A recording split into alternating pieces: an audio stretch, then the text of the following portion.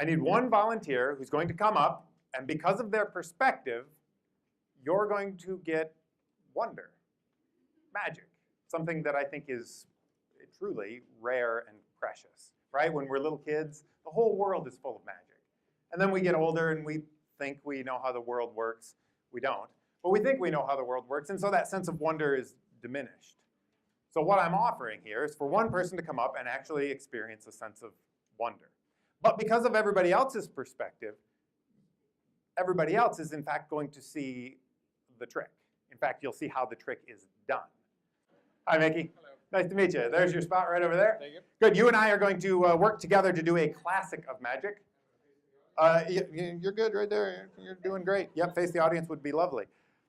We're going to do the classic cut and restored rope. This is the rope we're going to cut.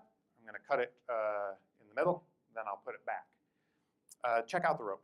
Make sure it's what it appears to be. There's no, I don't know, magnets or Velcro or anything. It's just a piece of rope, yeah? Good. You have an important job in all of this, Mickey. It's the applause cue. I'll teach you the applause cue first, but first we need to set the stage. We need to get some good luck. Best way I know of doing those two things is with this stuff. You know what this stuff is? It does look like little pieces of rope. It is, in fact, magic dust. Yeah, a little magic dust for you, a little bit for me. Best way of getting good luck is throwing magic dust over your shoulder. I have good luck. You have good luck. The stage is set. We can commence. Your job is important. It's the applause cue. In every classic of magic, there's a little visual reminder that everybody knows when to cheer and applaud. In the cut and restored rope, every time the ends of the rope are twirled, the audience goes crazy with cheering and applause. Not bad?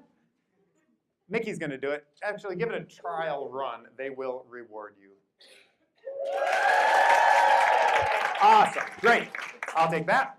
Good. Now, like I said, there's going to be a couple different versions of reality taking place here. There's going to be Mickey's version of reality, and there's going to be everybody else's. Try to put yourself in his shoes. Try to get a sense of what it might feel like from his perspective, but don't ruin it for him. Since we're doing the cut and restored rope, we need scissors. Inspect the scissors. Make sure they're what they appear to be. Look good? Yeah, don't do that. I'm not insured. I use the scissors to cut the rope into two roughly even lengths. Now, Mickey, you and I need to work together for this to happen. We're each going to grab an end. I'll grab this end. You grab that end. Good. I rub the cut pieces like this, and it goes back together. Don't forget the applause cue. That's awesome. I'll take that. Mickey, I should have been a little more clear. The applause cue is done here, not up here. It's a different show. But that wasn't fair, right? That wasn't fair. Mickey didn't get to cut the rope. So, Mickey, here, you take the scissors, and you cut the rope yourself. Good. Now you know it's cut, because you cut it. Same deal. I'll take this one, you take that one. Good. Oh, sorry, my fault. I rub the cut pieces like so. Goes back. Oh. You're doing great. But I got to be honest, Mickey, and this may be shocking, but not all magicians are as honest as I am. Some magicians cheat. I know. Some magicians, they use, where is it? Oh yeah, they use an extra piece of rope. They fold it in half, they put it in the crotch of their thumb like that. That way, when they add it to the rest of the rope, it looks like they're cutting the rope, they're just cutting the extra piece. Charlatans. I don't do it that way. I cut the rope itself into two pieces. Same deal, this one's for me. Oh, sorry, no, that one's for you. Good. I rub the cut pieces like so. Goes back together. Don't forget the, You're doing great. Awesome. Mickey, there's one final way that magicians do the world famous cut and restored rope. They use, where are they? They use magic dust. You take the magic dust. I'll be very fair about this. Push back my sleeve, show my hands are indeed empty.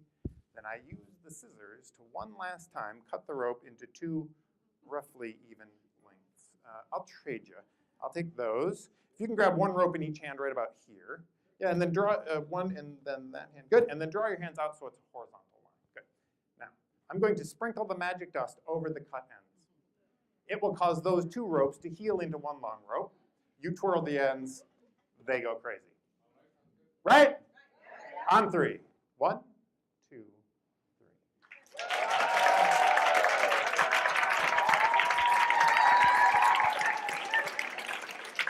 Awesome job. Give him a hand.